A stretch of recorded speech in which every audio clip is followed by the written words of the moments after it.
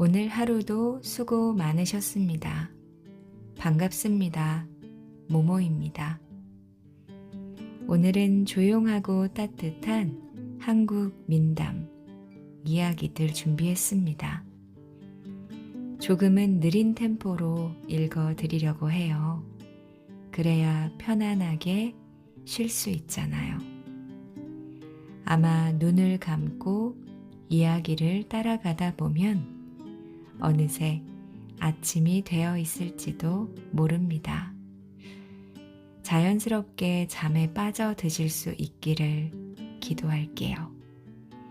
요즘 다양한 장르로 인사드리고 있는데요. 듣고 싶은 이야기나 책이 있으시다면 언제나 댓글로 남겨주세요. 오늘 하루도 고생 많으셨고요. 그럼 지금부터 한국 민담 시리즈 시작하겠습니다. 구독, 좋아요, 댓글도 잊지 마세요.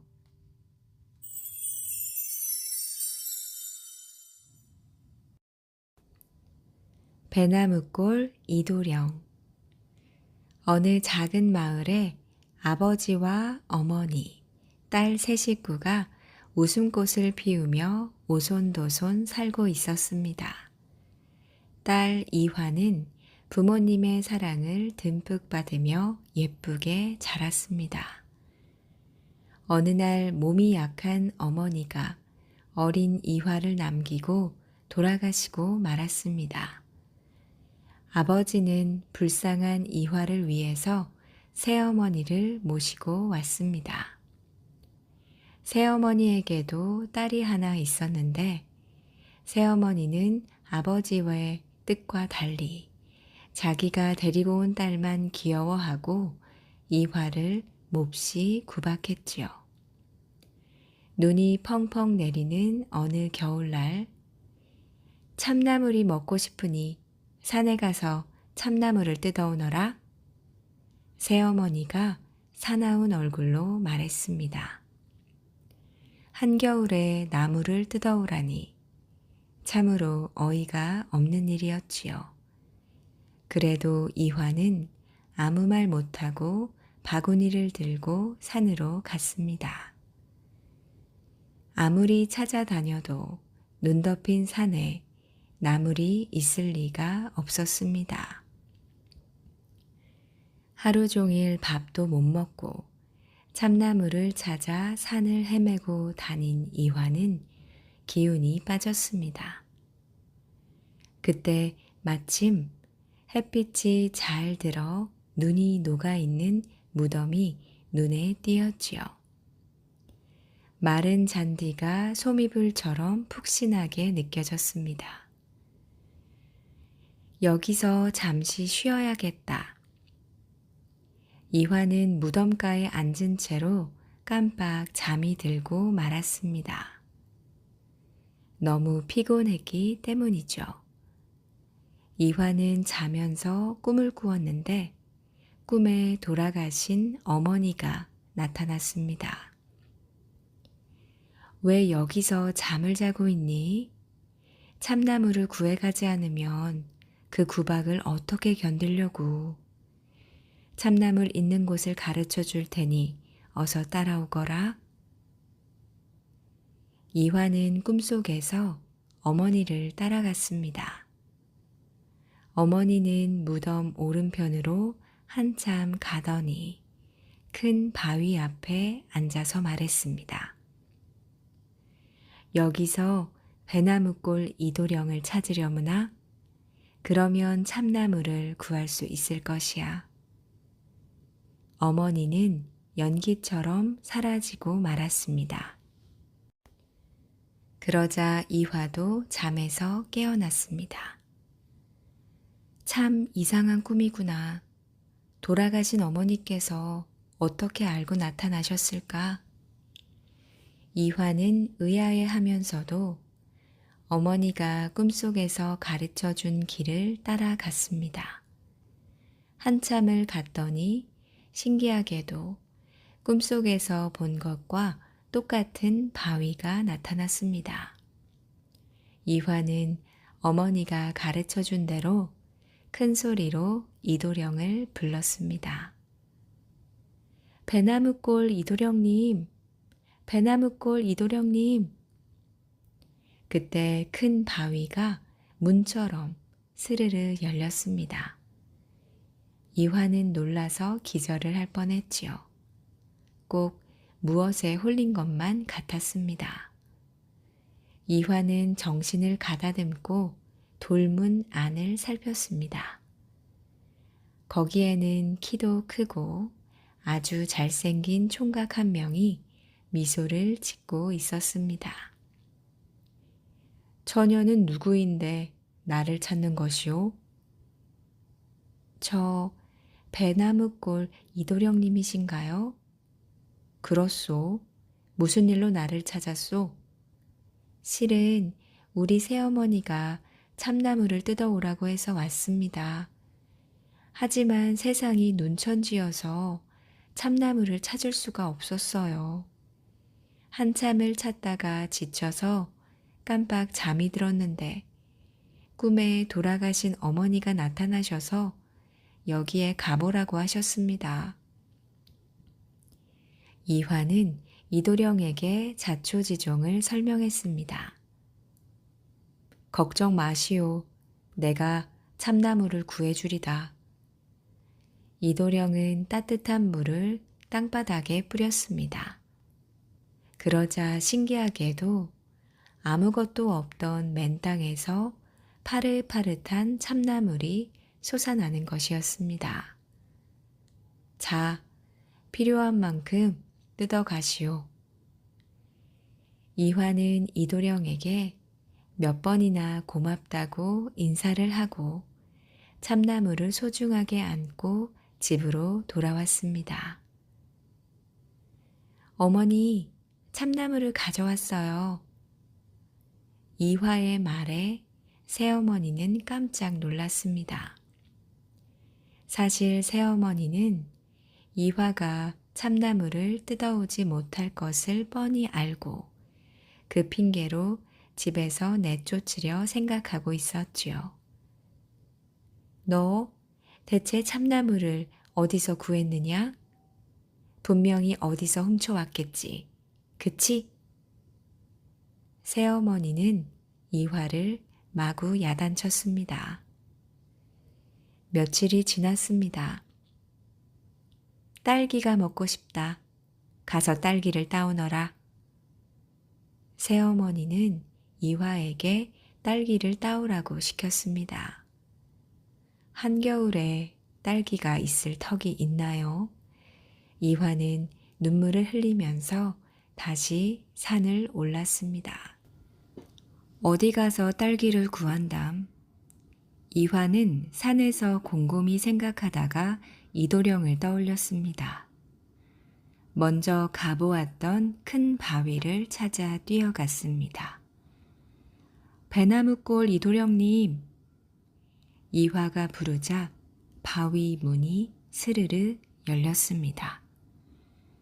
이번에는 무슨 일로 오셨습니까?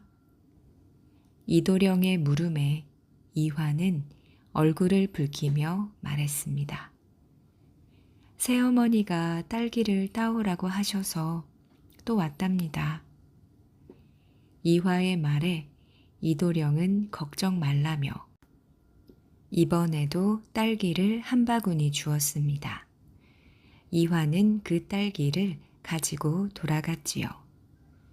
새어머니는 도무지 이해할 수가 없었습니다. 한겨울인데 참나물에 딸기까지 따오다니 예산일이 아니었거든요. 새어머니는 딸기를 맛있게 먹고 나서 이화를 불렀습니다.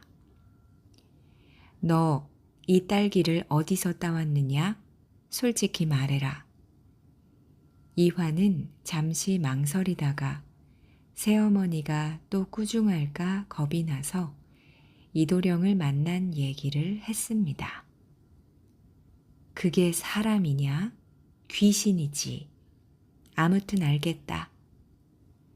새어머니는 궁금한 나머지 이화 몰래 산으로 올라갔습니다. 이화가 그랬던 것처럼 큰 바위를 찾아서 이도령을 불렀지요. 배나무골 이도령님. 그러자 정말로 바위 문이 스르르 열렸습니다. 아니, 먼저 왔던 처녀는 어디 가고 당신은 누군데 나를 찾는 겁니까? 아, 당신이 바로 한겨울에 딸기를 따오라고 시킨 못된 새어머니로군요. 이도령의 말에 새어머니는 화가 머리끝까지 치밀어 올랐습니다. 새어머니는 칼로 이도령을 죽이고 말았습니다. 집으로 돌아온 새어머니는 이화에게 다시 딸기를 따오라고 시켰습니다. 만약 딸기를 구하지 못하면 집에 돌아올 생각은 꿈도 꾸지 말아라. 이화는 별 걱정 없이 산으로 올랐습니다.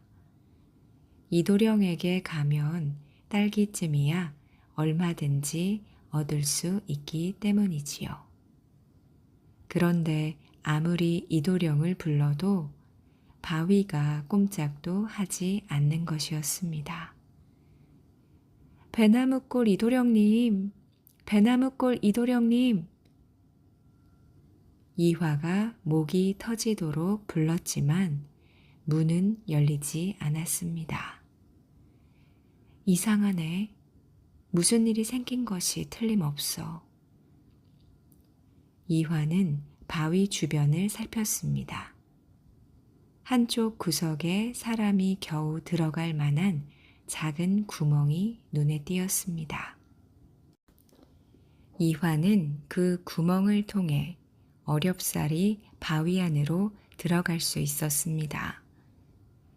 안으로 들어간 이화는 입을 떡 벌린 채 다물지 못했습니다. 피투성이가 된 이도령이 쓰러져 있었기 때문이었습니다. 달려가 자세히 살피니 이미 이 세상 사람이 아니었습니다. 그때 돌아가신 어머니의 목소리가 들렸습니다. 어서 책상 위에 있는 책을 읽거라. 이화는 어머니가 시키는 대로 책상으로 달려가 책을 들고 정신없이 읽었습니다. 그랬더니 땅바닥에 흥건히 고여 있던 피가 이도령의 몸속으로 빨려 들어가고 상처가 흔적도 없이 아물더니 이도령이 깨어났습니다. 아, 잘 잤다. 이도령은 잠을 푹 자고 일어난 사람처럼 기지개를 켰습니다. 이화는 이도령이 깨어나자 눈물이 가득한 얼굴로 웃었습니다. 대체 누가 이런 짓을 저질렀나요?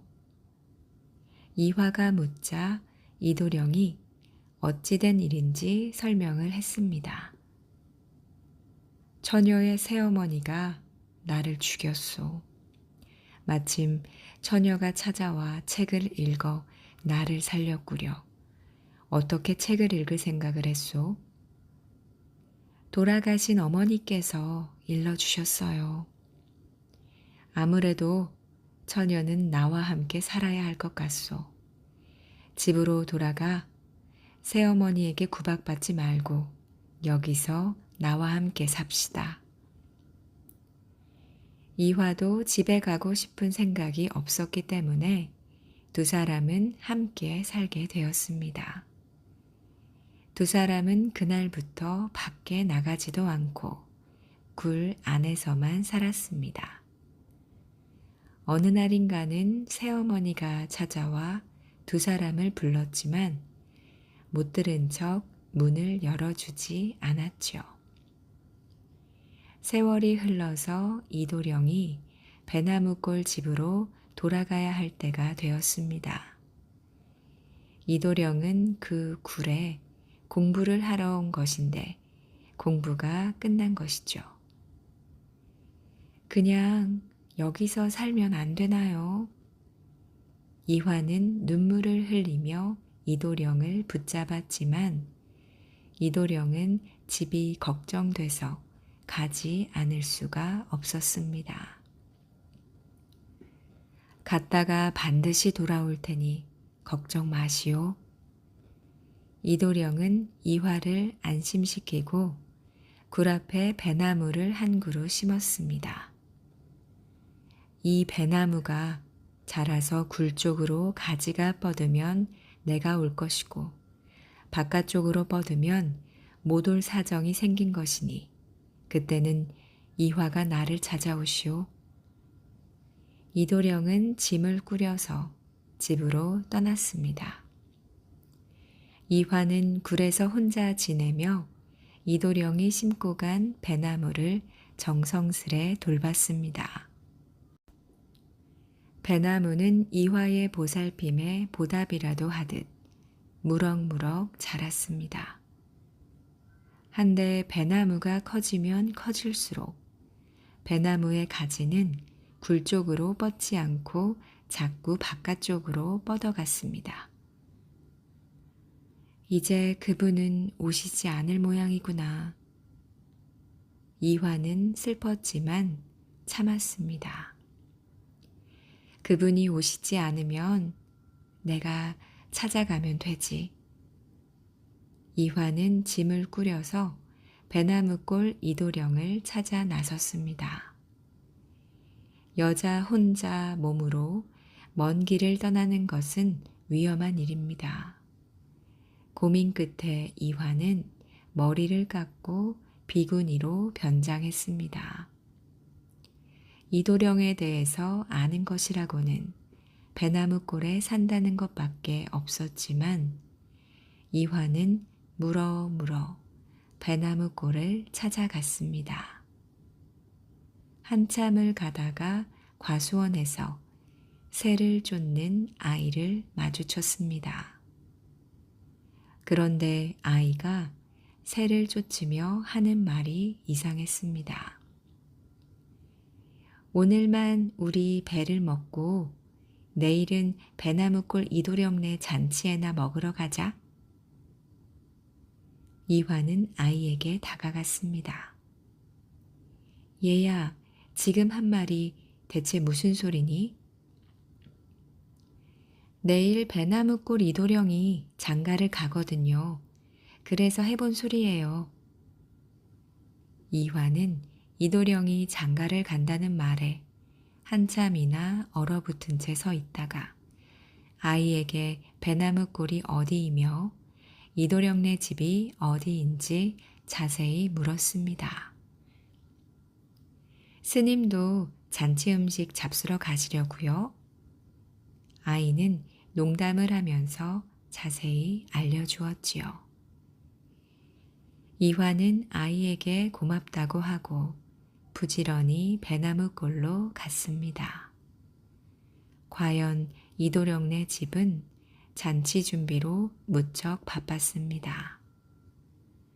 부처님께 시주를 하시면 복을 받으실 겁니다. 이화는 스님처럼 목탁을 두드리며 말했습니다. 안악 한 명이 나오더니 쌀을 한 바가지 내주었습니다. 저희 부처님은 쌀보다 좁쌀을 더 좋아하신답니다. 이화의 말에 안악은 고개를 갸우뚱하며 다시 좁쌀을 가져왔지요. 쌀이 좁쌀보다 더 귀한데 쌀 대신 좁쌀을 달라 하니 이상하게 여기는 것이 당연했습니다. 이화는 밑이 터진 자루에 좁쌀을 담았습니다. 물론 좁쌀은 다 쏟아져 버렸죠.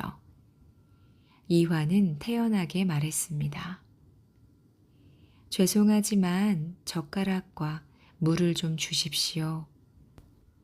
안악이 무슨 일인가 해서 얼른 물과 젓가락을 가져다 주었습니다. 이화는 젓가락으로 좁쌀을 한 톨씩 집어서 물에 씻은 다음 자루에 넣었습니다. 그것을 본 안악이 답답한 듯 말했습니다. 여보세요, 스님. 좁쌀을 한 알씩 집어서 어느 세월에 다 주워 담으려고 그러십니까? 쏟아진 좁쌀은 그냥 버리세요. 제가 새로 퍼다 다시 드릴게요. 이화는 고개를 저었습니다. 곡식을 함부로 버리면 죄를 받습니다. 제가 할 터이니 들어가 보십시오. 나무아미타불 관세음보살. 이화는 하루 종일 좁쌀을 주워 담았습니다. 다 담고 나니 어느새 날이 어두워졌지요. 그때 때마침 이도령이 마당으로 나왔습니다. 저 날이 저물었는데 하룻밤만 묵어가게 해주십시오. 이화의 말에 이도령은 그렇게 하라고 하였습니다. 이화는 이도령을 곧바로 알아봤지만 이도령은 묵어가겠다는 비구니가 설마 이화일 것이라고는 꿈에도 생각하지 못했습니다. 이화가 묵게 된 방은 마침 이도령의 옆방이었습니다. 이도령은 혼인을 하루 앞두고 있었지만 여느 때처럼 글을 읽었습니다. 이도령이 낭랑한 음성으로 글을 읽자 이화의 마음에는 서러움이 가득 찼습니다. 함께 살 때 매일 듣던 목소리를 다시 듣고 있자니 그저 눈물이 흘렀지요. 이도령이 야속하기도 했습니다. 아무리 머리를 깎고 스님 옷을 입고 있다고 하지만 자신을 조금도 몰라봤기 때문입니다. 이화는 이도령의 방 앞에 서서 큰 소리로 물었습니다. 옷은 새 옷이 좋습니까? 헌 옷이 좋습니까?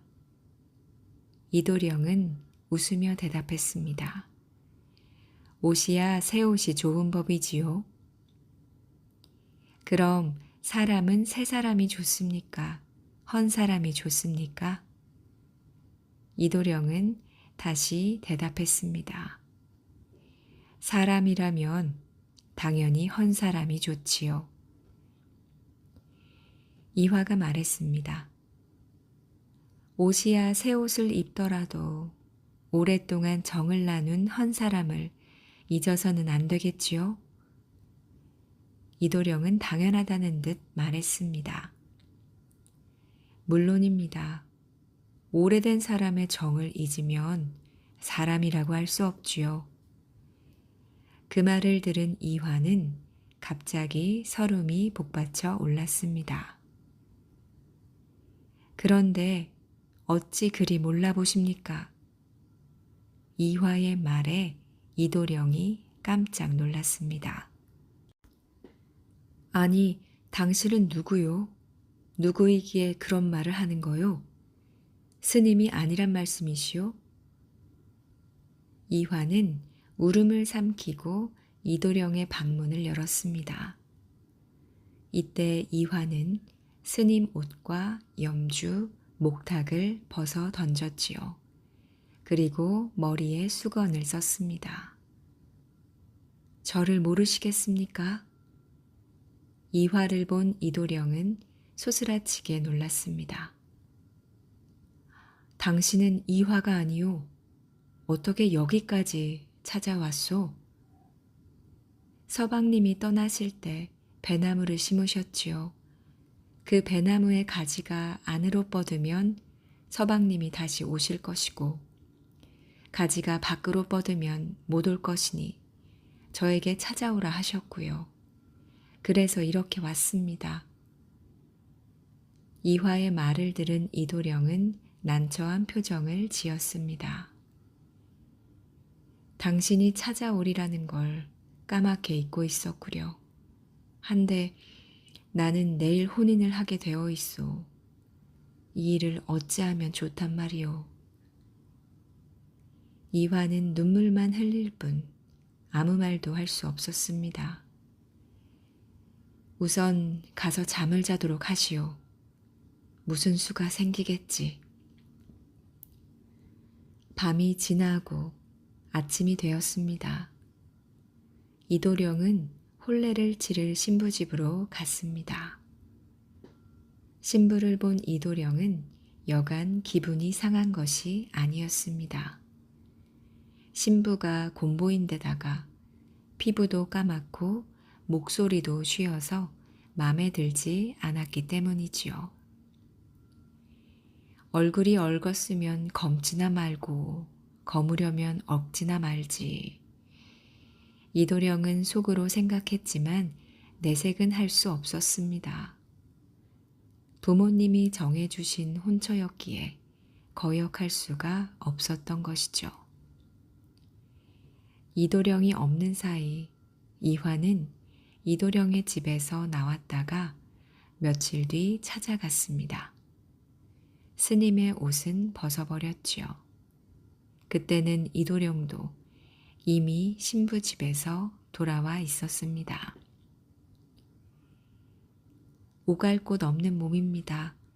불쌍하게 여기셔서 이 집에서 일이나 거들며 살게 해주십시오.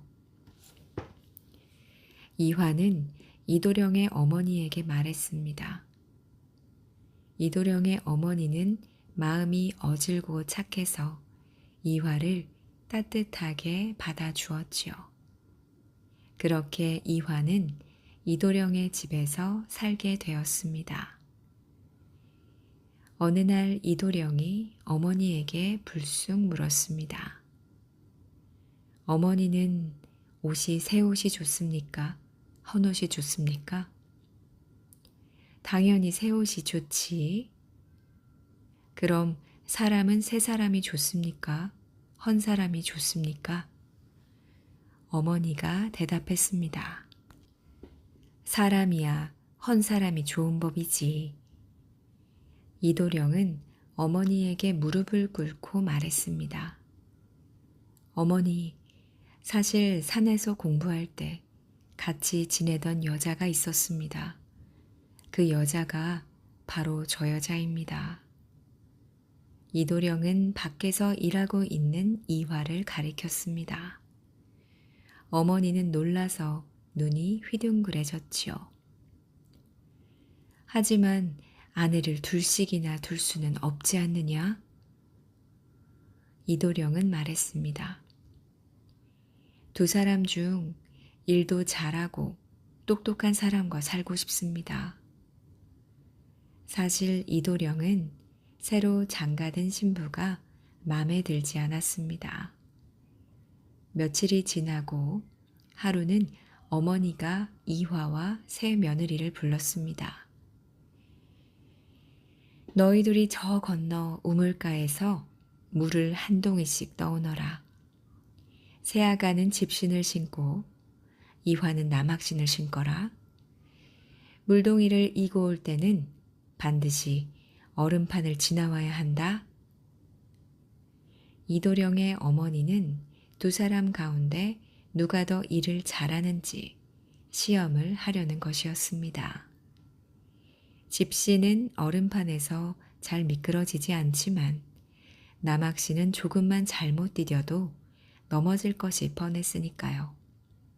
어머니는 이도령이 정식으로 혼인을 한 새 며느리와 같이 살기를 바랐던 것이죠. 두 사람은 어머니가 시키는 대로 한 사람은 집신을 또 한 사람은 남학신을 신고 물을 떠오게 되었습니다. 이화는 남학신을 신고서도 물을 한 방울도 흘리지 않았지만 집신을 신은 새며느리는 물을 반동이나 흘렀습니다. 어머니는 그것을 보고 이화를 좋아하게 되었습니다. 새아가는 친정으로 돌아가거라. 이화가 더 낫구나. 어머니는 말을 했지만 새며느리는 고개를 저었습니다. 저는 서방님과 백년가약을 맺은 몸입니다. 절대 친정으로 돌아갈 수 없어요. 이것을 본 이도령이 다시 시험을 냈습니다. 두 사람 중 호랑이 눈썹을 뽑아오는 사람과 살 것이니 그리 아쉬오. 그날부터 새 며느리는 호랑이 눈썹을 구하러 시장을 샅샅이 뒤지며 돌아다녔지만 구하지 못했습니다. 한편 이화는 호랑이 눈썹을 구하려면 호랑이가 있는 곳으로 가야겠다고 생각하고 산으로 갔습니다. 한참을 가다 보니 오두막집이 한 채 나타났지요.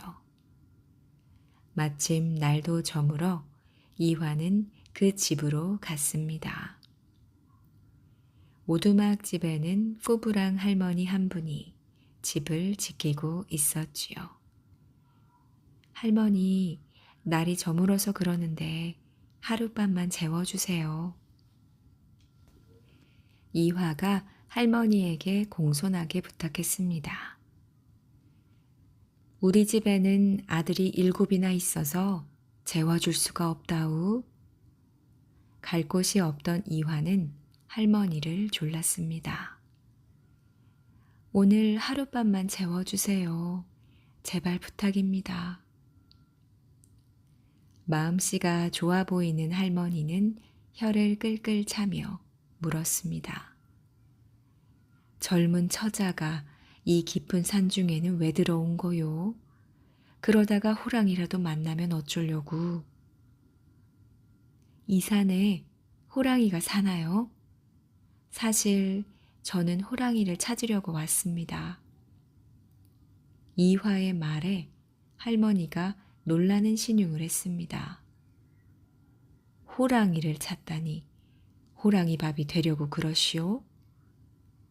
이화는 할머니에게 호랑이 눈썹을 뽑아가야 하는 처지를 털어놓았습니다. 저런 안 됐구려.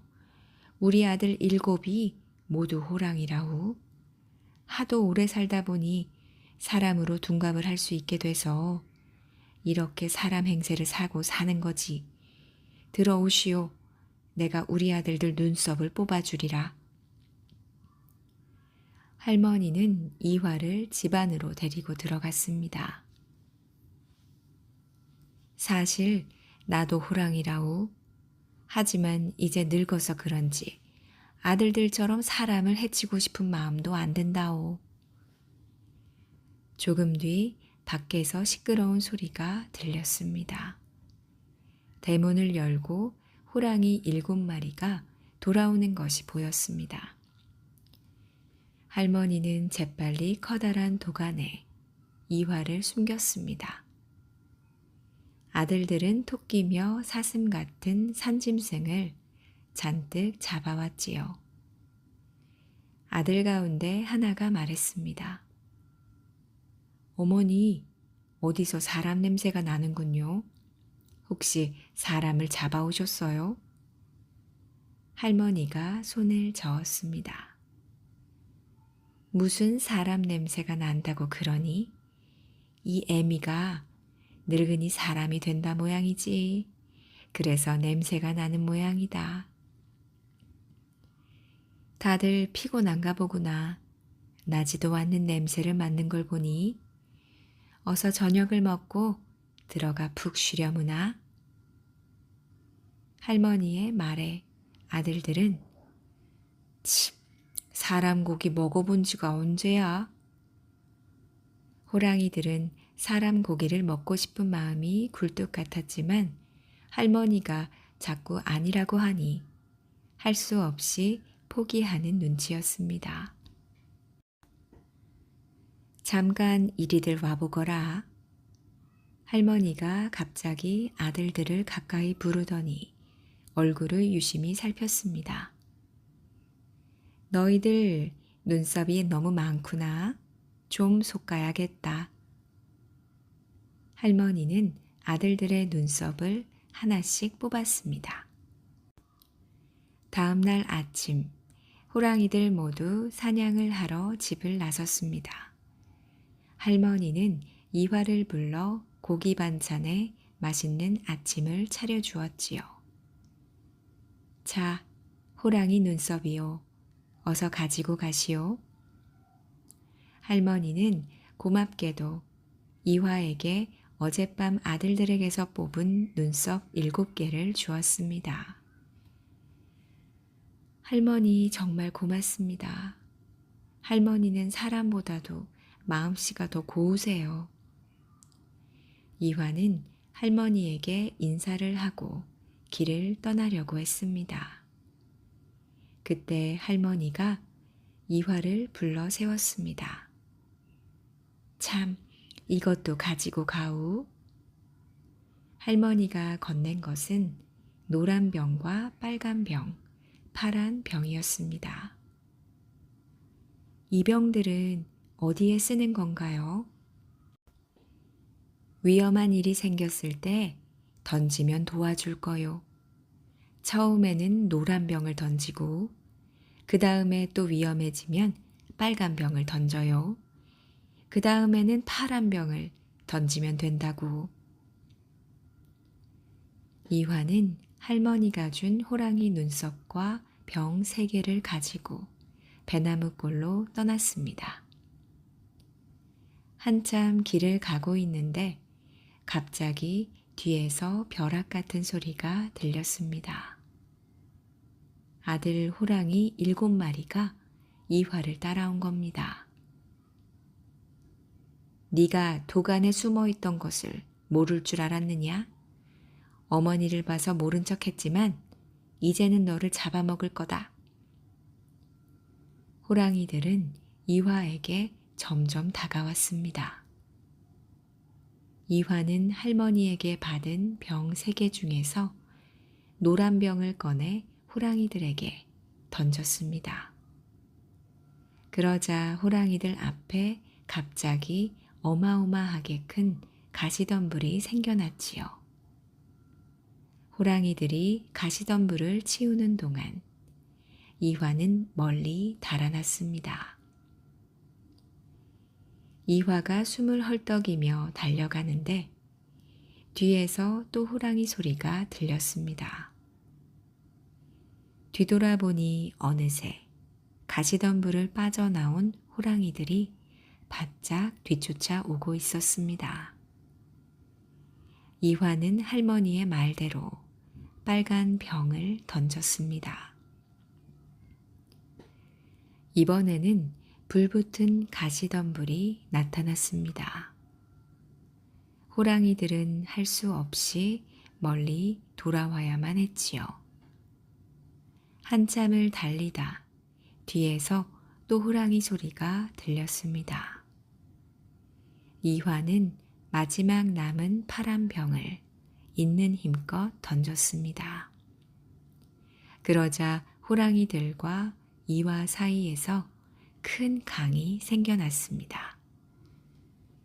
호랑이들은 더 이상 이화를 쫓아올 수 없었습니다. 호랑이 할머니 덕분에 이화는 무사히 호랑이 눈썹을 가지고 집으로 돌아왔지요. 그리고 이도령에게 눈썹을 주었습니다. 이화가 호랑이 눈썹을 구해오자 사람들은 모두 깜짝 놀랐습니다. 곰보 며느리는 이화를 보자 귀신인 줄 알고 달아났지요. 이도령의 어머니는 이화가 하늘이 보낸 사람이라며 다시 성대하게 혼례를 치러 주었습니다. 그 뒤 이도령과 이화는 아주 행복하게 살았답니다.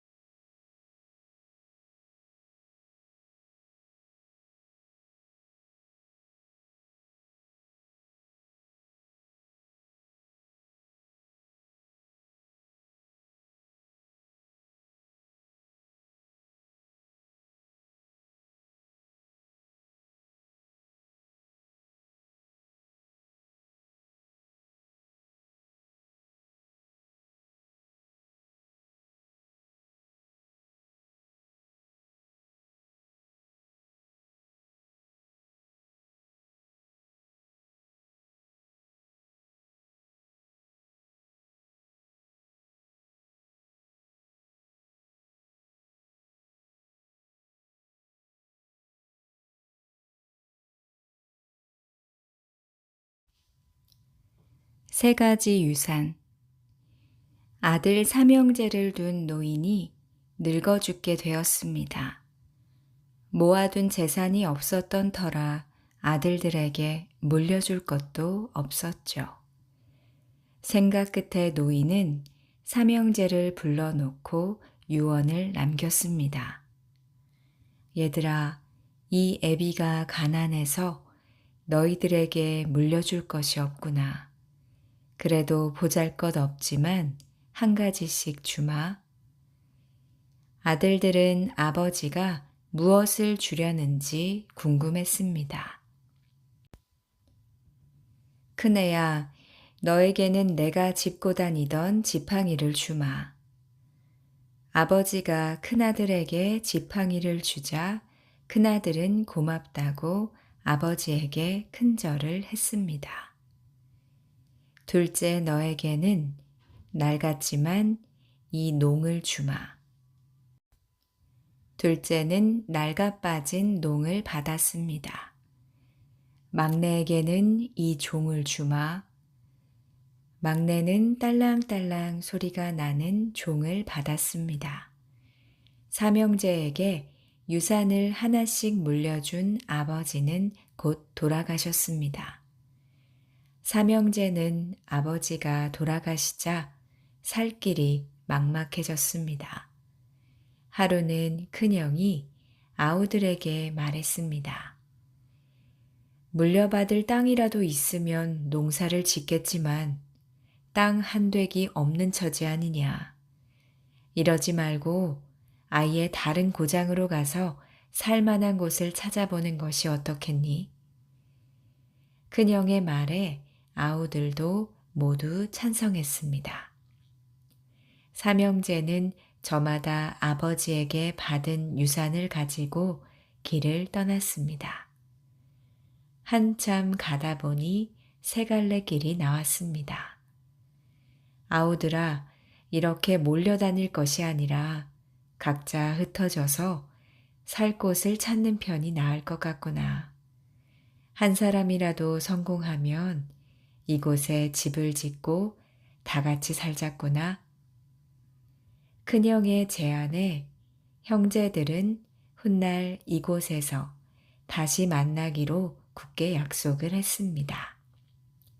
큰형은 지팡이를 짚고 오른쪽 길로 갔고 둘째는 농을 등에 지고 가운데 길로, 막내는 종을 들고 왼쪽 길로 향했습니다. 큰형은 아버지에게 받은 지팡이를 짚고 돌아다니면서 밥도 얻어먹고 잠도 잤습니다. 어느 날 큰형은 인심이 고약한 동네에 들르는 바람에 밥도 한 끼 얻어먹지 못하고 산으로 쫓겨났죠. 하는 수 없이 어느 무덤 옆에서 자려고 누웠는데 뒤에서 부스럭부스럭 소리가 들렸습니다. 큰형은 무서워서 아무 소리도 못 내고 가만히 살피고 있는데 여우 한 마리가 나타났습니다. 꼬리가 9개 달린 여우는 무덤을 파헤쳐 해골을 꺼냈죠. 그러더니 느닷없이 머리에 해골을 쓰고 머리를 흔들흔들 흔드는 게 아니겠습니까? 그러자 여우가 갑자기 꼬부랑 할머니로 변했습니다. 할머니로 변신한 여우는 부지런히 걸음을 옮겼습니다. 큰형은 여우 뒤를 살금살금 따라갔습니다. 여우는 한참 걸어가다가 어느 동네로 들어섰습니다. 혼인잔치가 한창인 집이 나타나자 여우는 그 집으로 들어가는 것이었습니다. 잔치집에서는 여우를 반갑게 맞아 주었습니다. 따라 들어간 큰형까지 모처럼 맛있는 음식을 얻어 먹었죠. 흥겨운 분위기가 무르익어 갈 무렵 갑자기 신부의 얼굴이 파랗게 질리더니 입에 거품을 물고 쓰러졌습니다. 할머니로 변한 여우는 신부 옆에 앉아 있었습니다. 큰형은 곧바로 생각을 했습니다. 여우의 짓이구나. 큰형은 집주인에게 말했습니다. 내가 비록 거짓골이기는 하나 따님을 살려보겠소. 집주인은 갑자기 일어난 일에 어쩔 줄을 모르고 있다가 큰형이 나서자 말했습니다. 어서 고쳐주시오. 고쳐만 준다면 재산의 반을 드리리다. 큰형은 신부가 쓰러져 누워있는 방으로 들어갔습니다. 큰형은 신부를 거들떠 보지도 않고 다짜고짜 옆에 앉은 할머니를 지팡이로 인정사정 없이 때리기 시작했습니다. 그 광경에 주변 사람들은 깜짝 놀라 소리를 쳤죠. 아니, 저 사람이 미쳤나? 저러다가 할머니를 죽이겠어. 어서 끌어내지 않고 못 들라는 거야. 큰형은 못 들은 척 있는 힘껏 지팡이를 휘둘렀습니다. 사람들이 큰형을 잡으러 방으로 뛰어들어온 순간 할머니가 드디어 쓰러졌습니다. 쓰러지면서 쓰고 있던 해골이 벗겨지자 할머니의 모습이 꼬리가 9개 달린 여우로 돌아온 거죠. 사람들은 그때서야 큰형이 왜 할머니를 때렸는지 알아채고 수군거렸습니다. 여우가 죽자 신부도 차츰 깨어나 제정신을 차렸습니다. 정말 고맙습니다. 당신이 아니었다면 우리 아이가 죽을 뻔했지 뭡니까? 약속대로 재산의 반을 드리겠습니다. 집주인은 큰형에게 재산을 나누어 주었습니다. 집주인이 굉장한 부자였기 때문에 그 정도도 웬만한 사람의 전 재산보다 많았습니다. 그때 어떤 사람이 큰형을 불러 세웠습니다. 여보시오, 그 지팡이를 내게 파시오. 3,000냥을 드리리다. 큰형은 웃으며 손을 내저었습니다. 이 지팡이는 아무 쓸모도 없는 평범한 지팡이일 뿐입니다. 이걸 3,000냥에 산다고요? 농담이시죠? 하지만 그 사람이 하도 끈질기게 조르는 통에 큰형은 할 수 없이 지팡이를 3,000냥에 팔게 되었죠. 큰형은 갑자기 부자가 되었습니다. 큰형은 처음에 동생들과 약속했던 것을 잊지 않고 삼형제가 헤어졌던 곳으로 찾아와서 집을 짓고 살았습니다. 한편 둘째는 무거운 농을 지고 길을 갔습니다. 한참을 걷다 보니 앞에서 웬 처녀가 달려왔습니다. 살려주세요. 나쁜 사람이 저를 죽이려고 쫓아와요. 처녀는 묵직해 보이는 보따리만 하나 달랑 들고 온몸을 바들바들 떨고 있었습니다. 둘째는 아무것도 묻지 않고 얼른 처녀를 농 안에 숨겨 주었지요. 잠시 후 우락부락하고 험상궂게 생긴 남자 하나가 숨을 헐떡이며 달려왔습니다. 이보시오, 이 길로 젊은 처자가 지나갔소? 남자는 칼을 들고 있었습니다. 둘째는 고개를 저었습니다. 젊은지 늙은지 모르지만 어떤 사람이 숨이 턱까지 차서 저쪽으로 뛰어갔답니다. 나는 이 무거운 농을 짊어진 터라 자세히 보지 못했소만 그 여자가 무슨 잘못이라도 했소? 그 남자는 둘째의 물음에 대답도 않고 둘째가 가리킨 쪽으로 허겁지겁 달려갔습니다. 남자의 모습이 사라지자 둘째는 여자를 농에서 꺼내 주었습니다. 자, 이제 됐습니다. 그 남자는 갔어요.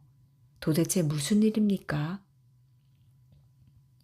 여자는 한숨부터 푹 내쉬더니 슬픈 표정으로 말했습니다. 저 사람은 원래 저희 집 머슴이었습니다. 며칠 전 부모님을 죽이고 재산을 빼앗더니 나보고는 자기와 결혼하자는 겁니다. 부모님을 죽인 원수와 어떻게 같이 살 수 있어요? 부모님께서 감춰둔 보물을 가지고 도망쳤는데 어떻게 알았는지 절 죽이겠다고 쫓아오더군요. 참으로 처지가 딱하시오. 그런 나쁜 사람이 있다니. 그럼 이제 어떻게 하실 생각입니까? 둘째가 걱정스럽게 묻자 처녀는 대답했습니다. 부디 저를 데리고 가주세요.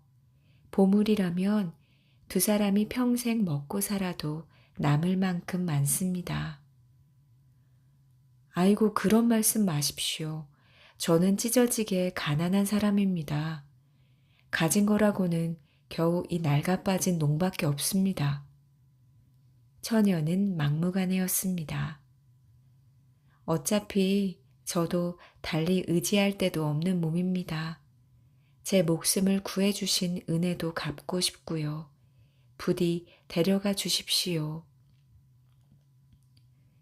둘째는 처녀를 데리고 형제들과 헤어졌던 곳으로 돌아왔습니다. 와보니 부자가 된 큰형이 먼저 와서 살고 있었죠. 둘째는 형네 집 옆에 집을 짓고 처녀와 혼인해서 살았습니다. 종을 받은 막내 역시 이리저리 돌아다니면서 구걸로 살아갔습니다. 어느 날은 깊은 산속까지 들어가게 되었습니다. 마을을 찾았지만 좀처럼 나타나지 않았죠. 막내는 하는 수 없이 나무 밑에서 잠을 자게 되었습니다. 한참을 자고 있는데 갑자기 어흥 하는 소리가 들렸습니다. 막내는 깜짝 놀라 벌떡 일어났습니다. 주위를 둘러보니 저쪽에서 호랑이 한 마리가 어슬렁어슬렁 막내 쪽으로 다가오고 있었습니다. 막내는 얼른 나무 위로 올라갔습니다. 어흥! 호랑이는 화가 나서 크게 소리를 질렀습니다. 그 소리를 듣고 어디선가 더 많은 호랑이들이 나타났습니다. 나무 위에 올라간 막내는 무서워서 벌벌 떨었습니다. 나무에 오르지 못하는 호랑이들은 서로 목마를 태우기 시작했습니다. 제일 큰 호랑이가 맨 밑을 받치고 그 다음으로 큰 호랑이가 그 위에 올라타며 차례차례 목마를 태웠습니다. 이제는 꼼짝 없이 호랑이에게 잡아먹힐 태세였죠. 막내는 엉엉 울었습니다. 죽기 전에 아버지가 주신 종이나 한번 흔들어 보자. 막내는 딸랑딸랑 종을 흔들었습니다. 호랑이들은 종소리를 듣자 갑자기 흥이 나는지 춤을 추려고 몸을 흔들흔들 움직이기 시작했습니다. 그 바람에 목말이 휘청거리더니 하나 둘 모두 떨어져 죽고 말았습니다. 맨 밑에 있던 호랑이는 다른 호랑이들한테 깔려 죽었죠. 막내는 나무에서 내려와 호랑이 가죽을 벗겨서 장에 내다 팔았습니다. 고기와 뼈도 약재로 팔았고요. 좀처럼 구하기 힘든 호랑이 가죽과 고기, 뼈가 비싸게 팔린 덕에 막내는 큰 부자가 되었습니다. 막내는 이만하면 되었다고 생각하고 형들과 헤어졌던 장소로 돌아왔습니다. 삼형제 모두 부자가 되어 다시 만난 것이죠. 막내도 둘째 형 집 옆에 집을 지었습니다. 어느 날 막내가 큰형에게 물었습니다. 형님, 둘째 형님은 아버지가 주신 농을 저렇게 고이 보관하고 있고, 저도 이 종 덕분에 부자가 돼서 잘 보관하고 있지 않습니까? 한데 형님의 지팡이는 어디 있습니까? 큰형은 껄껄 웃으며 말했습니다. 내가 그 지팡이로 여우를 때려잡았더니 어떤 사람이 3,000냥에 팔라고 매달려서 팔았다. 나중에 들으니 그 사람은 진짜 할머니를 여우인 줄 알고 때려서 옥에 갇혔다더구나. 그 말에 형제들 모두 혀를 찼습니다. 그 사람도 돈을 많이 벌려다가 낭패를 보았군요. 큰형의 이야기를 마음에 새긴 형제들은 평생 동안 욕심부리지 않고 사이좋게 잘 살았다고 합니다. 나무 도령과 홍수. 아득한 옛날이었습니다. 어느 동산에 키가 크고 잘생긴 개수나무가 살고 있었습니다. 이 개수나무는 나이가 아주 많았습니다. 개수나무가 100년을 살았는지 1000년을 살았는지는 아무도 몰랐죠. 나무가 얼마나 컸던지 건장한 총각 몇 명이 팔을 벌리고 둘러서야 겨우 나무를 안을 수 있을 만큼 우람했습니다. 깊숙이 내린 뿌리 덕에 비바람이나 눈보라가 세게 몰아쳐도 개수나무는 쓰러지지 않고 늠름하게 자랐습니다. 이 개수나무 아래에는 항상 커다란 그늘이 드리워져 하늘나라의 선녀들이 자주 놀러 왔습니다. 선녀들 가운데 개수나무를 특히 좋아하는 선녀가 하나 있었습니다. 이 선녀는 매일같이 개수나무에게 놀러 왔습니다. 어느 날, 그날도 선녀는 혼자 개수나무 아래 내려와서 놀고 있었습니다. 선녀를 가만히 바라보던 개수나무가 갑자기 가지를 너울너울 흔들며 선녀를 감싸 안았습니다. 선녀도 개수나무를 마주 껴안았죠. 그때부터 선녀의 배가 조금씩 불러오기 시작하더니 아기를 가져 하늘로 돌아가지 못하게 됐습니다. 선녀는 그대로 땅에 머물면서 개수나무와 함께 살았죠. 어느덧 10달이 지나 선녀는 예쁜 아들을 낳았습니다. 선녀는 아들의 이름을 나무 도령이라고 지었지요. 개수나무와 선녀 사이에 태어난 아이여서 그렇게 이름을 지은 겁니다. 나무 도령은 개수나무 아버지 선녀 어머니와 행복하게 살았습니다. 나무 도령이 무럭무럭 자라 10살이 되었을 때 선녀가 말했습니다. 얘야, 엄마는 이제 하늘나라로 돌아가야 한단다. 이제부터는 아버지와 둘이 살거라. 선녀는 올라간 뒤 한 번도 내려오지 않았습니다. 아버지, 엄마가 보고 싶은데 왜 오시지 않을까요? 개수나무는 말했습니다. 엄마는 이제 오지 않는단다. 앞으로는 보고 싶어도 꾹 참아야 돼. 어느 날이었습니다. 갑자기 폭풍이 몰아치며 장대 같은 비가 쏟아지기 시작했습니다. 비가 얼마나 많이 내렸는지 나무도령은 개수나무만 부둥켜 안은 채 꼼짝도 할 수 없었죠. 시냇물이 넘쳐 흘렀고 들판은 삽시간에 물바다가 되어버렸습니다. 몇 달이나 쏟아진 비는 좀처럼 그칠 기미를 보이지 않았습니다. 높은 동산에 서 있던 개수나무마저 조금씩 물에 잠기기 시작했습니다. 나무도령은 개수나무의 가지에 올라가 오들오들 떨었습니다. 반쯤 물에 잠겼을 때 개수나무가 말했습니다. 나무도령아, 이번 홍수는 세상의 모든 것을 없앨 때까지 그치지 않을 것이란다. 그러니 너도 단단히 각오하거라. 나무도령은 아버지의 말에 무서운 생각이 들어서 눈물을 흘렸습니다.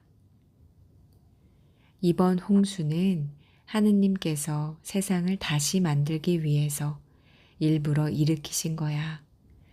애비는 늙어서 더는 버틸 힘이 없구나. 그러니 애비 말을 잘 듣고 시키는 대로 하거라. 개수나무의 목소리는 매우 심각했습니다. 아버지, 무서워요. 나무도령은 개수나무를 꼭 껴안았습니다. 무서워할 것 없다. 너는 씩씩한 산의 대장부잖니? 조금 있으면 내 뿌리가 더 이상 견디지 못하고 뽑히고 말 거다. 그러면 내 등에 올라타렴. 거기라면 안전할 거야. 애비 없이도 꼭 살아남아야 한다.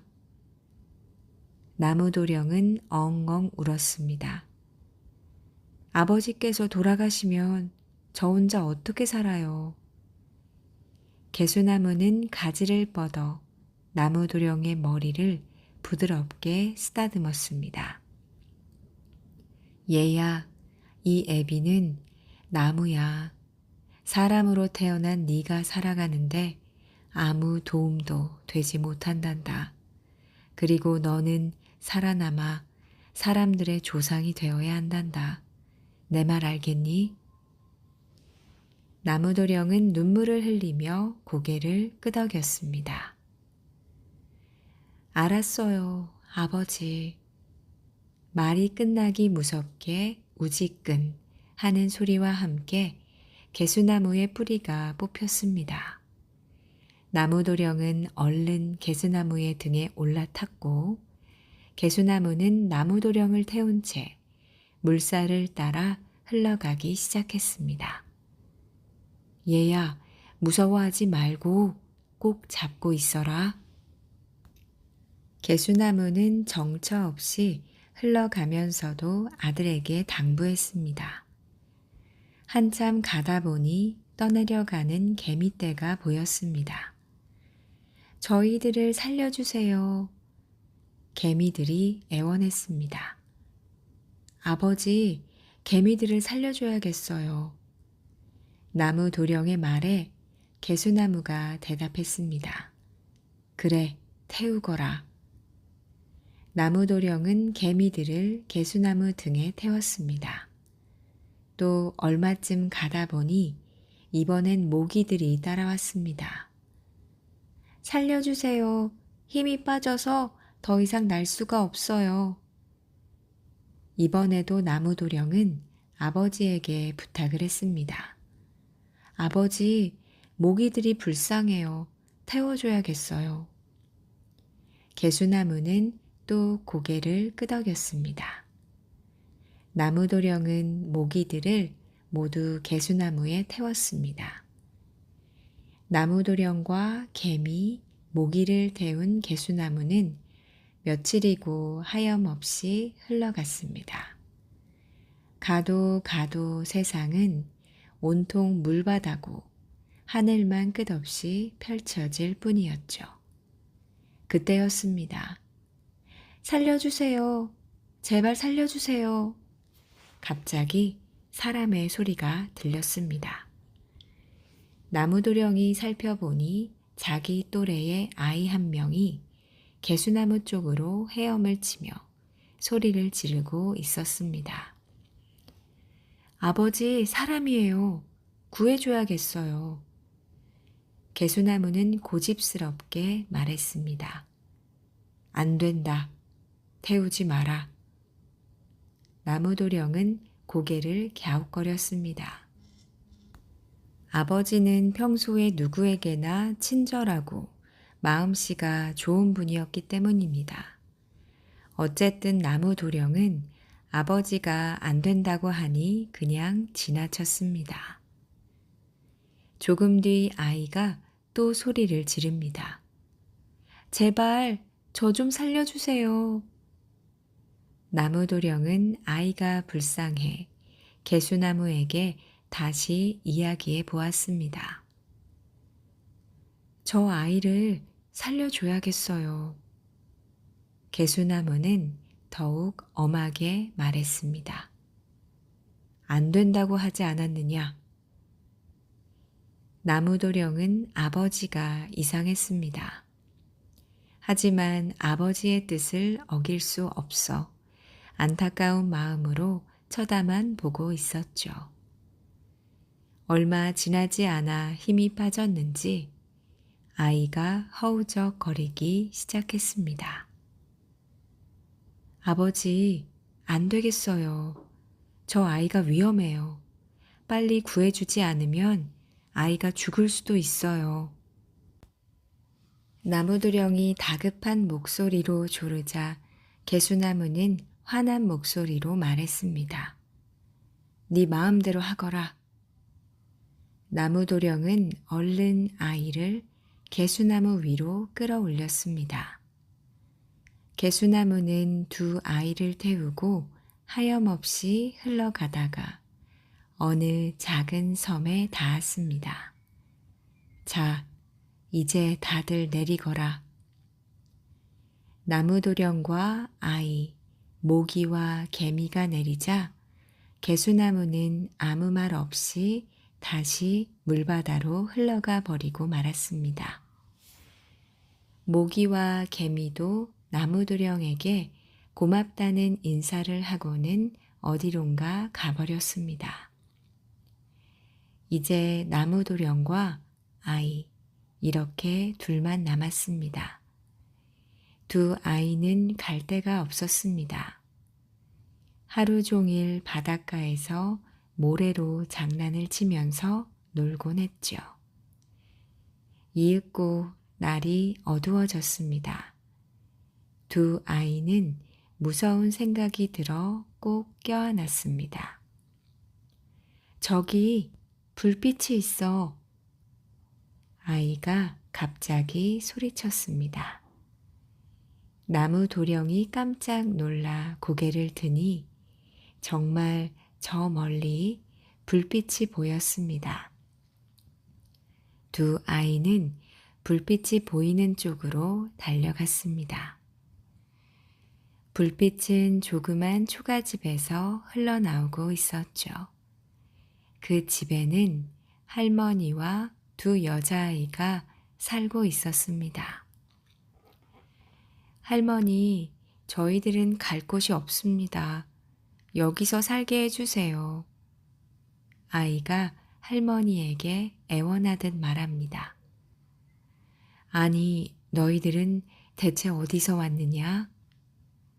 아주 멀리서 왔어요. 비가 너무 많이 와서 다들 물에 빠져 죽고 말았고, 저도 죽을 뻔했는데 마침 개수나무가 물에 떠내려오길래 그것을 타고 여기까지 왔습니다. 아이가 말했습니다. 그 나무가 우리 아버지야. 나무도령은 아주 조그만 소리로 중얼거리며 눈시울을 붉혔습니다. 갑자기 아버지 생각이 났기 때문이죠. 하지만 소리가 너무 작아서 아무도 나무도령의 말을 듣지 못했습니다. 이 섬에는 우리 식구밖에 없단다. 우리와 같이 살자꾸나. 할머니는 두 아이를 거두어 주었습니다. 두 아이는 할머니를 도와 농사도 짓고 열심히 일을 했습니다. 할머니와 함께 살고 있던 여자아이들은 할머니의 딸이었는데 하나는 친딸, 하나는 수양딸이었죠. 할머니는 두 아이가 크면 딸들과 혼인을 시켜야겠다고 생각하고 있었습니다. 그런데 두 딸 가운데 친딸은 마음씨도 착하고 똑똑했지만 수양딸은 심보도 고약하고 게을러 빠졌습니다. 할머니는 두 아이 가운데 똑똑하고 일을 더 열심히 하는 아이와 친딸을 혼인시키려고 마음을 먹었습니다. 아이는 이런 할머니의 마음을 눈치채고 있었습니다. 나무도령이 밉보이도록 할머니에게 거짓말을 했죠. 할머니, 나무도령에게는 참으로 신기한 재주가 있어요. 좁쌀 한 섬을 모래밭에 뿌려놔도 한나절 안에 모래 한 알이 섞이지 않게 주워 담는답니다. 한번 보여달라고 하세요. 아니, 나무도령에게 정말 그런 재주가 있니? 할머니가 놀라 물었습니다. 그럼요. 근데 아마 나무도령은 시치미를 뚝 떼고 모른 척 할걸요? 귀찮은 일이니까요. 하지만 제가 이런 소리 했다고는 얘기하지 마세요. 나무도령의 재주가 궁금해진 할머니는 당장 나무도령을 불렀습니다. 자네는 좁쌀 한 섬을 모래에 쏟아 놓아도 금세 주워 담는다지? 그것도 모래 한 알 섞이지 않게 말이야. 그 말에 나무도령은 깜짝 놀랐습니다. 할머니, 그게 무슨 말씀이세요? 할머니는 아이의 말대로 나무도령이 시치미를 뗀다고 생각했습니다. 자네가 할 수 있다는 걸 다 알고 있네. 할머니는 당장 좁쌀 한 섬을 모래 위에 뿌려놨습니다. 자, 점심까지 담아보게. 할머니는 그렇게 말하고는 집으로 돌아갔죠.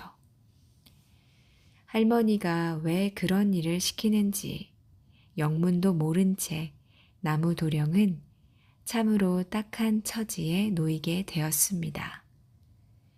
나무도령은 울상을 짓고 한숨을 쉬며 좁쌀을 줍기 시작했지만 점심때는커녕 며칠이 걸려도 다 주워 담기 힘들 판이었습니다. 그때 개미 한 마리가 나무도령의 뒤꿈치를 깨물었습니다. 무슨 근심이라도 있으세요? 개미가 물었습니다. 나무도령은 개미에게 사정을 이야기했죠. 걱정 마세요. 도령께서 저희 목숨을 살려주셨잖아요. 이번에는 저희가 도울게요. 개미는 말을 마치고 사라졌습니다. 말은 고마운데 개미가 무슨 재주로 나를 도울까? 힘이 빠져 가만히 있는데 어디선가 갑자기 개미들이 수천 마리가 몰려들었습니다. 그러더니 착착착 좁쌀을 주워 담기 시작했지요. 순식간에 좁쌀 한 섬을 다 담은 개미들은 유유히 사라졌습니다. 개미들이 사라지자마자 할머니가 나타났습니다. 아니, 정말 그새 담았구나. 정말 신기한 일이었습니다. 나무도령을 골탕 먹이려고 거짓말을 했던 아이는 양만 잔뜩 올랐지요. 물론 아이도 나무도령의 신기한 재주에 깜짝 놀랐습니다. 세월이 흘러 두 아이는 어느새 총각이 되었습니다. 할머니는 두 총각 가운데 누구에게 친딸을 시집 보낼지 아직 결정을 내리지 못했습니다. 할머니는 두 총각을 밖으로 내보낸 다음 딸들을 각각 다른 방에 들어가게 했습니다. 그러나 두 총각을 불러 세우고 말을 걸었죠. 자, 자네들도 이제 장가갈 때가 되지 않았나? 내게는 딸이 둘이지만 누구에게 친딸을 주고 누구에게 수양딸을 주어야 할지 결정을 내리지 못했어. 난 상관하지 않을 테니 자네들이 아무 방이나 골라 들어가게. 그 방에 있는 딸이 자네들 색시가 될 걸세. 나무도령이나 다른 총각은 고민에 빠졌습니다. 둘 다 친딸과 혼인하고 싶었지만 어느 방에 친딸이 있는지 알 수가 없었거든요. 이때 나무도령의 귓전에 모기 한 마리가 앵앵거리며 날아오더니 이렇게 소곤거렸습니다. 동쪽 방으로 가세요. 나무도령은 모기가 가르쳐 준 대로 동쪽 방으로 들어갔습니다. 동쪽 방에는 얼굴도 예쁘고 마음씨도 착한 친딸이 앉아 있었죠. 이리하여 세상에는 두 쌍의 부부가 생겨났습니다. 지금 살고 있는 사람들은 모두 이 두 부부의 자손이라고 합니다. 그런데 나무도령의 자손은 착하고 부지런했지만 나무도령이 구해준 아이의 자손은 마음씨도 나쁘고 못된 짓을 하는 사람들이 되었답니다. 처음 개수나무가 아이를 태우지 않으려 한 것도 이런 이유 때문이었죠.